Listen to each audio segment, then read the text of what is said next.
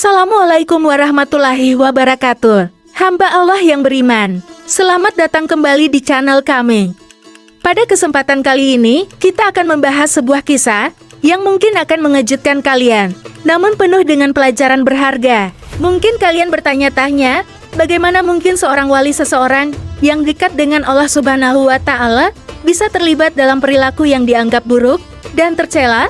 Apa yang sebenarnya terjadi di balik kisah ini? Dan apa hikmah yang bisa kita ambil dari cerita yang mengejutkan ini?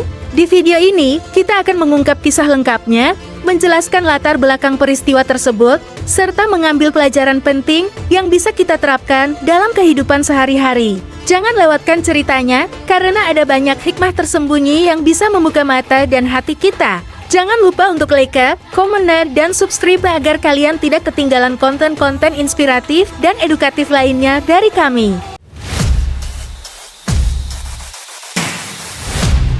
Salah satu Sultan Turki yang dikenal sebagai Murad IV diakui sebagai pemimpin yang bijaksana, namun memiliki gaya kepemimpinan yang unik. Murad Ahmad atau Murad IV adalah Sultan Turki Utsmani memerintah mulai 10 September tahun 1623 hingga 9 Februari tahun 1640.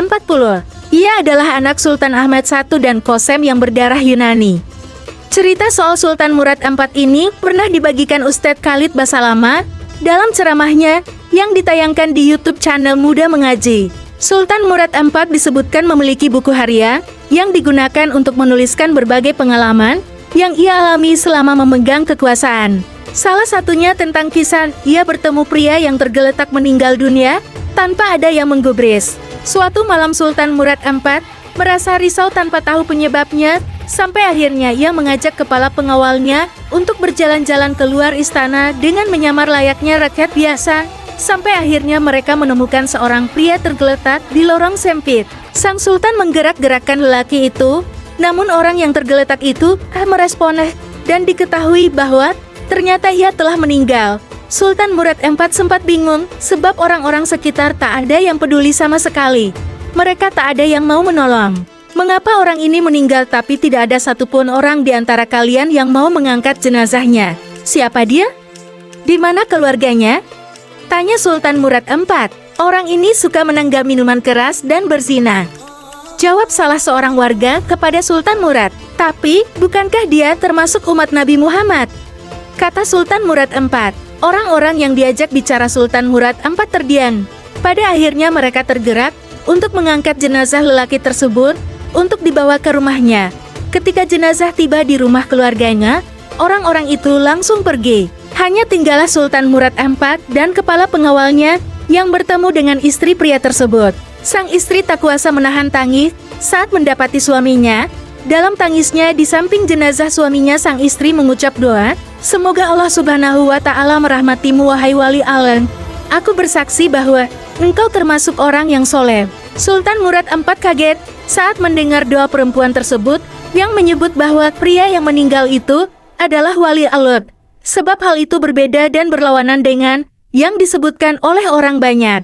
Bagaimana mungkin dia termasuk wali Allah, sementara orang-orang membicarakan tentang dia begini dan begitu, sampai-sampai mereka tidak peduli dengan kematiannya.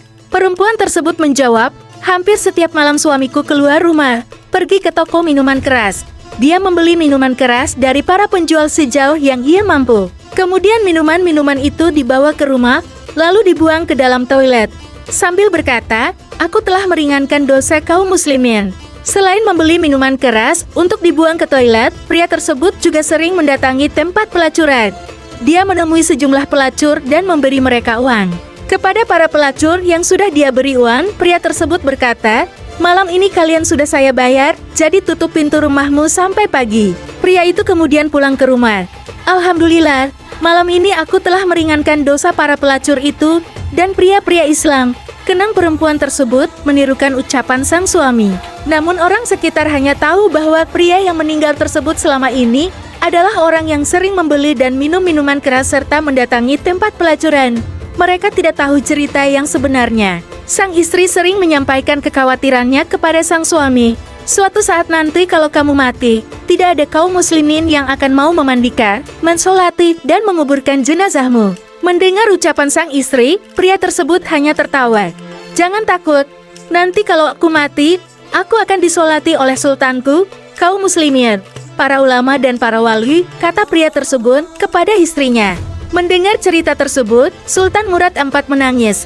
Dia pun kemudian menyebutkan bahwa ia adalah sultan yang sedang menyamar dan siap mengurusi jenazah pria tersebut sampai ke pemakaman.